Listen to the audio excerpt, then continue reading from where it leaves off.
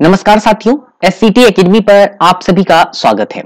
बहुत सारे अभ्यर्थी का जो है हमें पोल्स के माध्यम से उनका मैसेज मिला था कि सर बिहार में शिक्षक बनने के लिए क्या क्या अर्हता होनी चाहिए, मतलब बिहार में हम शिक्षक बनना चाहते हैं तो कैसे हम बिहार में शिक्षक बनेंगे। तो आज का वीडियो उन अभ्यर्थियों के लिए है जो बिहार में शिक्षक बनने का सपना देखते हैं। कहने का मतलब यह हुआ कि बिहार में शिक्षक बनने के लिए जो है आपको किन प्रक्रिया से गुजरना पड़ेगा, साथ में आपके अंदर क्या क्या योग्यता होनी चाहिए, हम ये सारी जानकारी इस वीडियो में आज हम समझने वाले हैं कि बिहार सरकार में शिक्षक बनने की योग्यता क्या क्या है। तो आप सभी अभ्यर्थी को पता होगा कि कुछ दिन पहले जो है न्यूज 18 बिहार झारखंड के चैनल के माध्यम से बिहार के शिक्षा मंत्री विजय कुमार चौधरी ने जो है अपना बयान दिया था कि मार्च के प्रथम सप्ताह में 7वें चरण की बहाली जो है वो शुरू हो जाएगी। कहने का मतलब यह हुआ कि बिहार में जो है मार्च के प्रथम सप्ताह में बिहार प्रारंभिक शिक्षक नियोजन, बिहार में प्राथमिक शिक्षकों की भर्ती जो है जिसका 7वां चरण वो मार्च के प्रथम सप्ताह में शुरू होने का लक्ष्य है, ऐसा बिहार के शिक्षा मंत्री ने बताया है। वैसे तो बिहार सरकार में जो भी वैकेंसी आती है वो काफी लेट तक चलती है, मतलब काफी विलंब तक चलती है। अभी बिहार एसएससी की बात करें तो 7 साल से ये बहाली कंप्लीट नहीं हुई है। अभी वर्तमान में जो छठे चरण की बहाली चल रही है उसका 2.5 साल से ऊपर हो चुका है, लेकिन अब तक उसकी ज्वाइनिंग पूरी नहीं हो पाई है। वैसे बिहार के शिक्षा मंत्री के द्वारा यह बात क्लियर बोला गया है कि इस बार जो है इसी साल 25 फरवरी को छठे चरण की बहाली समाप्त कर दी जाएगी और उसके बाद मार्च के प्रथम सप्ताह में 7वें चरण की बहाली शुरू कर दी जाएगी। अगर छठे चरण की बहाली फरवरी के महीने में खत्म हो जाती है तो मार्च के महीने में उम्मीद किया जा सकता है कि 7वें चरण की बहाली शुरू हो जाएगी। ऐसा जो है न्यूज चैनल के माध्यम से शिक्षा मंत्री ने बताया है। इससे पहले भी कई बार जो है प्रधान सचिव जो हमारे संजय कुमार सर हैं, उन्होंने भी कई बार ट्विटर के माध्यम से हमेशा अभ्यर्थियों को सचेत किया है, हमेशा अभ्यर्थियों को ये बात बताए हैं कि जैसे ही छठे चरण की बहाली समाप्त होगी वैसे ही हम 7वें चरण की बहाली शुरू कर देंगे। तो इसका मतलब यही है कि अब जो है छठे चरण की बहाली खत्म होने पर है तो इसके बाद 7वें चरण की बहाली शुरू हो जाएगी। ठीक है, ये तो एक बात हुई। जब बहाली शुरू होगी तो उसमें कौन कौन से अभ्यर्थी आवेदन करेंगे, अभ्यर्थी जो आवेदन करेंगे उन अभ्यर्थियों की योग्यता क्या होनी चाहिए, साथ में जो है हम शिक्षक किस प्रक्रिया से गुजरकर बनेंगे, ये तमाम जानकारी जो है हम आज के वीडियो में समझने वाले हैं। लेकिन उससे पहले अगर आप हमारे चैनल पर नए हैं तो सबसे पहले आप चैनल को सब्सक्राइब कर लें ताकि शिक्षक नियोजन से संबंधित कोई भी जानकारी अपडेट होती है तो सबसे पहले हम आपको इस चैनल के माध्यम से सूचना देंगे। ठीक है, तो अब हम समझते हैं कि बिहार में शिक्षक बनने की क्या प्रक्रिया है। तो हम चलते हैं बिहार सरकार के ऑफिशियल नोटिफिकेशन की तरफ, जो बिहार सरकार के अपना ऑफिशियल अधिसूचना है, हम उसकी तरफ चलते हैं और उसमें हम इस सारी प्रक्रिया को समझते हैं कि क्या क्या प्रक्रिया है बिहार के शिक्षक बनने हेतु। ठीक है, यह जो आप देख रहे हैं बिहार सरकार शिक्षा विभाग की ऑफिशियल अधिसूचना है। यही नियमावली के तहत बिहार में शिक्षकों की बहाली होती है, प्रारंभिक शिक्षकों की बहाली होती है। प्रारंभिक शिक्षक की बहाली हेतु अधिसूचना है। हम इस अधिसूचना के माध्यम से जानेंगे कि बिहार में शिक्षक बनने की क्या प्रक्रिया है। तो चलते हैं हम नीचे और समझते हैं बिहार में शिक्षक बनने की प्रक्रिया क्या है। तो सबसे पहले हम नीचे आते हैं क्योंकि ऊपर में जो है कुछ चीजों को लिखा हुआ है, कुछ ऐसे वर्ड्स है जो लिखा हुआ है जिसका मतलब जो है आप पढ़ के समझ लेंगे। ये जो आप देख रहे हैं पीडीएफ, यह हम अपने टेलीग्राम चैनल पर डाल देंगे। आप हमारे टेलीग्राम चैनल से डाउनलोड करके आप इसे पढ़ सकते हैं। अगर आप हमारे टेलीग्राम चैनल पर अभी तक नहीं जुड़े हैं तो नीचे आपको डिस्क्रिप्शन बॉक्स में हमारा टेलीग्राम चैनल का लिंक है, उस लिंक पर क्लिक करके टेलीग्राम चैनल से जुड़ जाएं और इस पीडीएफ को डाउनलोड करके सारी बातों को पढ़ें। हम यहाँ देखेंगे नगर शिक्षक, जो यहाँ पर नगर शिक्षक के बारे में लिखी हुई है। नगर प्रारंभिक शिक्षकों की जो श्रेणी है इसे 2 श्रेणी में बिहार सरकार बांटती है। पहला है नगर शिक्षक मध्य विद्यालय के लिए और दूसरा है नगर शिक्षक प्राथमिक विद्यालय के लिए। प्राथमिक विद्यालय कक्षा 1 से 5 होते हैं और मध्य विद्यालय कक्षा 1 से 8 होते हैं। ठीक है, और कहीं कहीं 6 से 8 भी है। तो इन शिक्षकों की बहाली कैसे होती है प्राथमिक में और उच्च प्राथमिक में यानी मध्य विद्यालय में, इनकी जानकारी हम इस वीडियो में जानने वाले हैं। तो देखिए यहाँ पर क्लियर लिखा हुआ है कि नियुक्ति हेतु न्यूनतम अर्हता क्या है। तो यहाँ पर क्लियर है कि नगर प्रारंभिक शिक्षक संवर्ग के मूल कोटि कक्षा 1 से 5 के सभी पद सीधी नियुक्ति से भरे जाएंगे। इस पद पर नियुक्ति हेतु न्यूनतम अर्हता निम्नवत होगी। मतलब क्या क्या आप एलिजिबिलिटी रखेंगे तो जाकर आप शिक्षक बन पाएंगे। तो ओवरऑल जो बात यहाँ पर लिखी हुई है मैं आपको समझा देता हूं। यहाँ पर आप चीजों को समझिए कि यहाँ पर जो आप देखते हैं ये चीज जो लिखी हुई है या यहाँ पर जो भी बात लिखी हुई है अगर आप पढ़ेंगे तो ओवरऑल यही है कि आपको डीएलएड करना अनिवार्य है। डीएलएड करना अनिवार्य है। डीएलएड कब होता है? जब आपका इंटर कंप्लीट हो जाता है। तो इंटर में आपको 50% अंक रखना ही पड़ेगा। अगर आप इंटर में 50% अंक रखे हुए हैं यानी आपका इंटरमीडिएट 50% अंकों के साथ उत्तीर्ण हुए हैं और साथ में अगर आपने डीएलएड किया है तो आप कक्षा 1 से 5 में जो है शिक्षक बनने के लिए एलिजिबल है। लेकिन इसके साथ साथ आपको एक और योग्यता रखनी पड़ेगी और वो योग्यता क्या है हम उसके बारे में बाद में बात करेंगे। तो अब हम देखते हैं कि जो डीएलएड अभ्यर्थी है क्या वही सिर्फ कक्षा 1 से 5 में शिक्षक बनेंगे? जी नहीं। बिहार सरकार के नियमावली में यह बात स्पष्ट लिखा हुआ है कि जो बीएड किए हुए हैं स्नातक के साथ, मतलब क्या हुआ कि आपका ग्रेजुएशन में 50% अंकों के साथ अगर आपने बीएड की डिग्री हासिल कर रखी है तो भी आप कक्षा 1 से 5 में शिक्षक बनने के योग्य है। ऐसा बिहार सरकार के नियमावली में यह चीज लिखा हुआ है। लेकिन यह बात भी क्लियर किया हुआ है कि अगर आप बीएड करने के बाद 1 से 5 में शिक्षक बनते हैं तो आपको 2 साल के अंदर जो है आपको एनसीटी द्वारा मान्यता प्राप्त संस्थान से 6 महीने का ब्रिज कोर्स पूरा करना होगा। अगर आप 6 महीने का ब्रिज कोर्स 2 साल के अंदर पूरा नहीं करते हैं तो आप बिहार में प्रारंभिक शिक्षक बनने हेतु दावा खत्म कर लेते हैं। तो ये भी होना चाहिए। इसके साथ साथ हमने जो शुरू में बात की थी कि इसके साथ और आपके पास क्या अर्हता होनी चाहिए, वो ये होना चाहिए जो और करके लिखा हुआ बेटा यहाँ पर। इस चीजों को आप देखो तो यहाँ पर यह लिखा हुआ है कि केंद्र अथवा बिहार सरकार द्वारा कक्षा 1 से 5 तक पढ़ाने के लिए शिक्षक के रूप में नियुक्ति हेतु आयोजित शिक्षक पात्रता परीक्षा यानी टीईटी में उत्तीर्णता हासिल होनी चाहिए। ओवरऑल मैं आपको एक लाइन में समझा दूं कि आपको 50% अंकों के साथ या तो बीएड या तो डीएलएड किया होना चाहिए।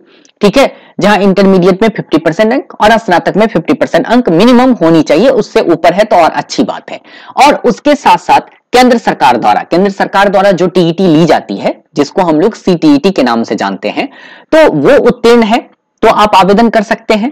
या अगर आप सीटीईटी उत्तीर्ण नहीं है तो बिहार सरकार द्वारा जो भी टीईटी ली जाती है जिसका नाम बीईटीईटी है, तो बिहार सरकार के द्वारा जो टीईटी ली जाती है उस टीईटी में अगर आपने उत्तीर्णता हासिल की हुई है तब भी आप एलिजिबल है। कहने का मतलब हुआ कि या तो सीटेट पास है या फिर बिहार का जो टेट एग्जाम होता है वो पास है। इस दोनों में से कोई भी पास है तो आप सीधे नियुक्ति हेतु आप अपना आवेदन बिहार सरकार में कक्षा 1 से 5 में शिक्षक बनने हेतु कर सकते हैं। अब शिक्षक बनने के लिए आपका जो है मेरिट कैसे तैयार होगा हम उसके बारे में भी बात करेंगे, लेकिन उससे पहले हम समझेंगे कक्षा 6 से 8 में शिक्षक बनने का क्या क्या प्रावधान है, उसकी अर्हता क्या है, हम उसके बारे में भी जानेंगे।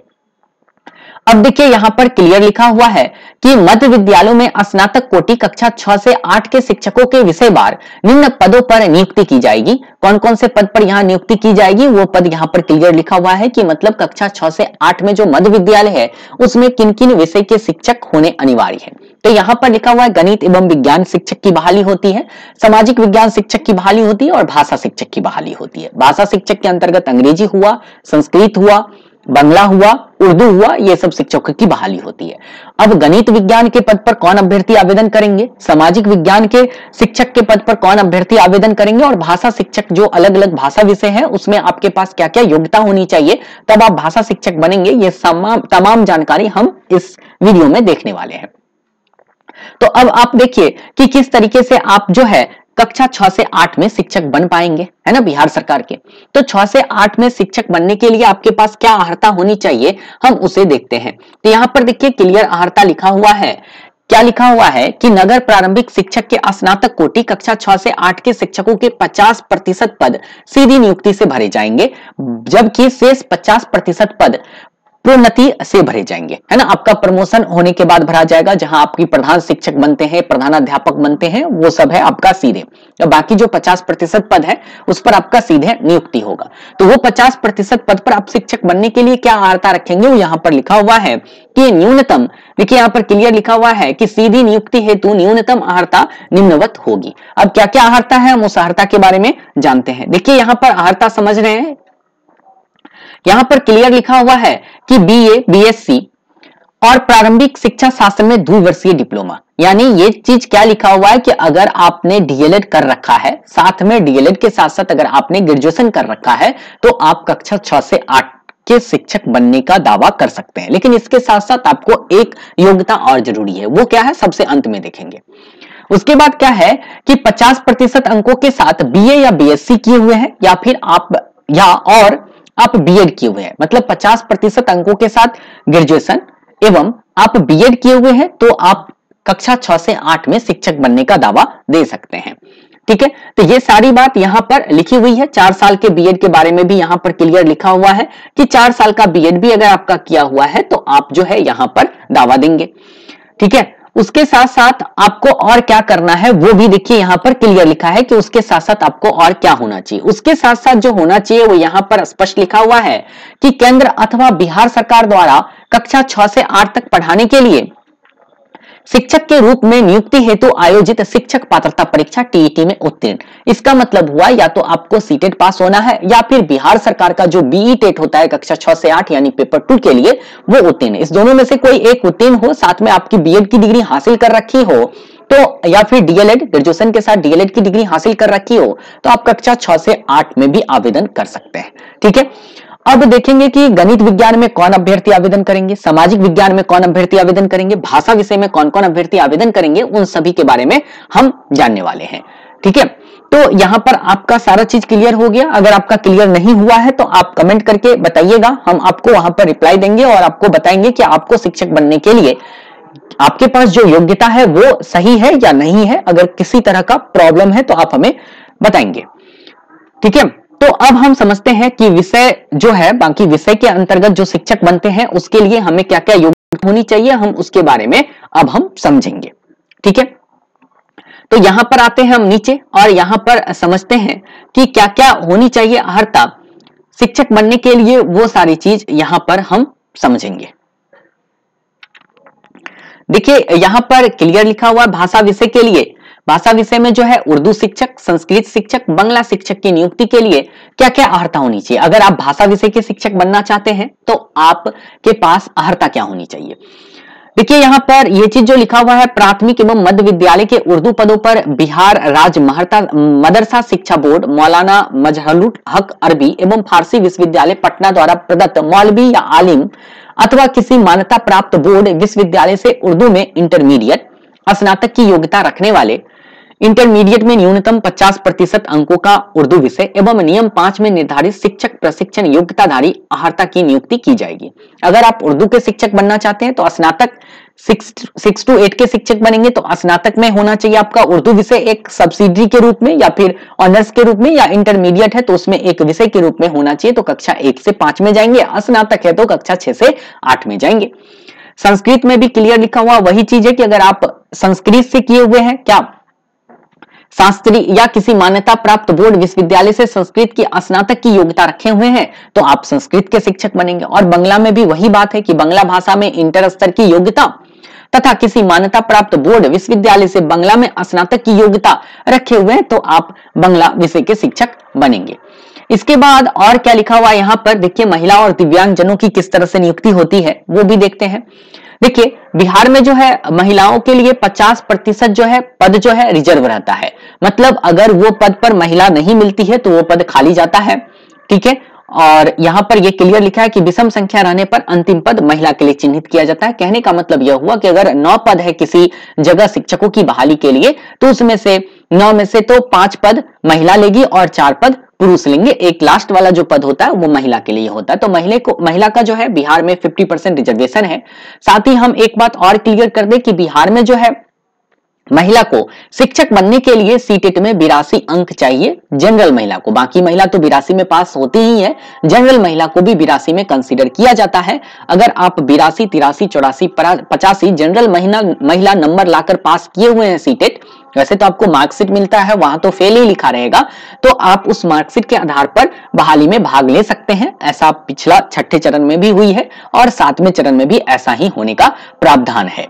ठीक है, अब देखिए शिक्षक बनने के लिए आपके पास न्यूनतम उम्र कितनी होनी चाहिए, तो न्यूनतम जो है यहाँ पर 18 वर्ष तथा स्नातक कोटि के लिए न्यूनतम 21 वर्ष होनी चाहिए और जो अधिकतम आयु सीमा वही होगी जो राज्य सरकार के द्वारा समय समय पर विहित किया गया हो। तो न्यूनतम 18 वर्ष होना चाहिए इंटरमीडिएट के शिक्षक बनने के लिए, यानी 1 से 5 वाला, और 6 से 8 स्नातक ग्रेड का शिक्षक बनने के लिए 6 से 8 वाले में आपको कम से कम 21 वर्ष होना चाहिए और अधिकतम जो है आप 45 वर्ष तक भी आवेदन कर सकते हैं। वैसे बिहार सरकार का जो विभाग प्रशासन विभाग द्वारा जो समय समय पर विहित किया गया हो उसमें उम्र सीमा दी गई है, तो वहां आप आवेदन कर सकते हैं। ठीक है, अब देखिए अब आवेदन कौन करेंगे, भारत का नागरिक और बिहार राज्य के निवासी ही आवेदन करेंगे। मतलब क्या है कि जो बिहार राज्य के निवासी है वही इसमें आवेदन करने के योग्य ही होंगे। अगर बिहार के आप निवासी नहीं है तो आप इसमें आवेदन के योग्य नहीं माने जाएंगे। ठीक है, अब हम बात करेंगे कि आपका जो है यहाँ पर चयन कैसे होगा, मतलब क्या है कि आपका मेधा सूची बनेगा कैसे, तो ये बात अब देखिए यहाँ पर। लेकिन मेधा सूची जानने से पहले हमने आपको दो चीजें नहीं बताई। वो है आपका कि विज्ञान शिक्षक बनने के लिए आपको ग्रेजुएशन में साइंस विषय होना चाहिए और जो सामाजिक विज्ञान शिक्षक बनना चाहते हैं तो ग्रेजुएशन में जो है आपका आर्ट पेपर होना चाहिए, हिस्ट्री से, ज्योग्राफी से, पोल साइंस से आपका ऑनर्स होना चाहिए, या और भी जो भी आर्ट विषय है, चाहे साइकोलॉजी हो चाहे सोशियोलॉजी हो, इस सब से अगर आपका ग्रेजुएशन है तो आप कर सकते हैं। अगर आपने हिंदी से ऑनर्स कर रखा है तो हिंदी के शिक्षक बन सकते हैं। साथ ही साथ आप जो है सब्सिडी में जो है साइकोलॉजी, सोशियोलॉजी, हिस्ट्री वगैरह पढ़े हैं तो आप सामाजिक विज्ञान के भी शिक्षक बन सकते हैं। आप 1 से अधिक पदों पर भी आवेदन कर सकते हैं। वैसे इस सब की जानकारी हम बहाली जब आएगी, बहाली जब ओपन होगी तब मैं क्लियरली बताऊंगा। तो अभी सिर्फ प्रक्रिया समझ लीजिए कि प्रक्रिया क्या है और इतना चीज आप दुरुस्त रखिए, क्योंकि बिहार सरकार है कभी भी बहाली दे सकती है, लेट भी होती है। तो अब देखेंगे यहां पर कि किस तरह से आपका मेधा सूची का निर्माण होगा। देखिए, जो कक्षा 1 से 5 में शिक्षक बनेंगे उनका मेधा सूची कैसे तैयार होगा, नए नियमावली के तहत वो यहां पर लिखा हुआ है। यहां पर क्या लिखा है कि मैट्रिक परीक्षा में प्राप्तांकों का प्रतिशत योग, मतलब उसको जोड़ना है किसके साथ, इंटरमीडिएट परीक्षा में प्राप्तांकों का प्रतिशत जोड़ प्रशिक्षण परीक्षा में प्राप्त प्राप्तांकों का प्रतिशत। कहने का मतलब हुआ 10वीं की परीक्षा में आपने कितना परसेंट लाया, इंटर की परीक्षा में आपने कितना परसेंट लाया, और प्रशिक्षण कहने का मतलब बीएड या डीएलएड की परीक्षा में आपने कितना परसेंट लाया। इन तीनों परसेंटेज को जोड़कर 3 से भाग देकर आपका मेधा सूची तैयार होगा, मतलब मेधा अंक निर्धारित होगा। आप मान लेते हैं कि आपने मैट्रिक में लाया 80% अंक, इंटर में लाया आपने 70% अंक और प्रशिक्षण में आपने पुनः लाया 80% अंक। जब आप तीनों को जोड़कर 3 से भाग देंगे तो आपके पास लगभग 75 पॉइंट आएगा, 75% आएगा। मतलब क्या हुआ कि 75% जो है आपका मेरिट अंक हो गया, मतलब 75 आपका मेरिट अंक हो गया। ठीक है, और जो भूतपूर्व सैनिक है और वो विधवा हो चुकी है तो उनको 10 अंक का जो है अतिरिक्त वेटेज दिया जाएगा, मतलब 75 और 10 85 उसे मिलेगा। ठीक है, तो इस तरह से होगा। उसके बाद क्या है कि अगर मेधा अंक आपका समान हो जाता है तो जन्म तिथि जिसकी पहली होगी, ये सब तो आप जानती ही होंगी, उसको पहले रखना है। और अगर जन्म तिथि भी समान हो जाता है तो नाम के अनुसार उसे क्या कर देना है, पहले कर देना है। और वो भी समान हो गया तो लॉटरी के माध्यम से अभ्यर्थी का मेधा सूची निर्धारण कर दिया जाएगा। तो ये चीज है। तो अब आप लोग खुद अपना मेरिट बताइए कि आप लोग का 1 से 5 में कितना मेरिट बन रहा है। कमेंट करके हमको बताइएगा कि 1 से 5 में कितना मेरिट बन रहा है। ठीक है, तो हम आपको बताएंगे कि क्या आपका जो है चयन हो पाएगा या नहीं हो पाएगा बिहार में शिक्षक बनने के लिए। इसके अलावा आपका इंटरव्यू यहाँ पर नहीं होता है। अगर हम स्नातक कोटि की बात करें, मतलब क्या हुआ कि स्नातक कोटि कहने का तात्पर्य हुआ कक्षा 6 से 8 में शिक्षक बनने के लिए क्या क्या होनी चाहिए। तो स्नातक कोटि के नगर प्रारंभिक शिक्षक की नियुक्ति हेतु जो मेधा सूची तैयार होगी उसमें किनका किनका प्रतिशत जोड़ा जाएगा वो देखिए। स्नातक स्तर पर पठित सभी विषयों का प्राप्तांक का प्रतिशत, मतलब 1500 जो बिहार से स्नातक किए हुए हैं उनका कुल विषय, कुल मतलब आप लोग ऑनर्स नहीं जोड़ेंगे, सभी विषय सब्सिडी को जोड़कर 1500 अंक में आपने कितना प्रतिशत प्राप्त किया, जोड़ प्रशिक्षण आपने बीएड या डीएलएड में कितना प्रतिशत अंक प्राप्त कर दिया किया, ये सभी को जोड़कर यानी ये दोनों को जोड़कर 2 से भाग देंगे और जो प्रतिशत अंक निकलेगा वही अभ्यर्थी का मेधा अंक होगा। और पूर्व की भांति भूतपूर्व सैनिकों की विधवा को भी मेधा अंक में 10 अंकों का अतिरिक्त वेटेज मिलेगा। अब आप लोग ये भी बताइए कि आपको 6 to 8 में जो है कितना मेरिट बन रहा है, वो भी आप हमें क्लियर कीजिए। क्लियर है? यहाँ पर स्नातक मतलब 1500 कुल नंबर पर आपने 3 साल में कितने अंकों की परीक्षा हुई कुल, आप ऑनर्स नहीं जोड़ना, आपको कुल अंकों का परीक्षा में प्रतिशत निकालना है, प्लस आप ट्रेनिंग में कितना अंक प्राप्त किए उन दोनों का प्रतिशत को जोड़कर 2 से भाग देकर हमें बताएंगे। ठीक है, तो इस तरीके से जो है आपको जो है यहां पर मेरिट तैयार किया जाएगा और मेरिट के अनुसार जो है आपकी बहाली की जाएगी। तो लगभग इस वीडियो में इतना ही है। इसके अलावा अगर आपको लग रहा है कि कुछ बताना मुझसे छूट गया हो तो आप हमें कमेंट कर दीजिएगा। अगर मुझे लगेगा कि उस पर वीडियो बनाना तो हम वीडियो के माध्यम से आपको बता देंगे। अगर लगेगा कि नहीं, कमेंट के माध्यम से ही आपको सूचना दे देंगे जिससे आपको समझ में आ जाएगा, तो आप कमेंट कर देंगे, हम कमेंट के माध्यम से आपको वहां पर सूचना प्रोवाइड कर देंगे। ठीक है, तो उम्मीद करते हैं आप सारी चीजों को अच्छे तरीके से समझ चुके होंगे। कोई दिक्कत अगर है तो आप कमेंट कर दीजिए। अगर आप चैनल पर नए हैं तो चैनल को सब्सक्राइब कर लीजिए। नियोजन से संबंधित, शिक्षक बहाली से संबंधित, बिहार में जब भी शिक्षक की वैकेंसी आएगी इससे संबंधित तमाम जानकारी हम अपडेट करेंगे। साथ ही साथ हम उसकी तैयारी भी आपको करवाएंगे। अगर कोई बीटेट आती है बिहार में या स्टेट आती है बिहार में, शिक्षक बनने के लिए जो पात्रता परीक्षा होती है, सीटेट होती है, उस सब की भी तैयारी हम आपको करवाते रहेंगे और करवाएं भी। आप हमारा और भी वीडियो देख सकते हैं। तो उम्मीद करते हैं आपको यह वीडियो पसंद आया होगा। तब तक के लिए आप सभी का बहुत बहुत धन्यवाद। उम्मीद करते हैं आप लोग अच्छे होंगे, सुरक्षित होंगे और अपने परिवार के साथ खुश होंगे। फिर मिलते हैं अगले वीडियो में।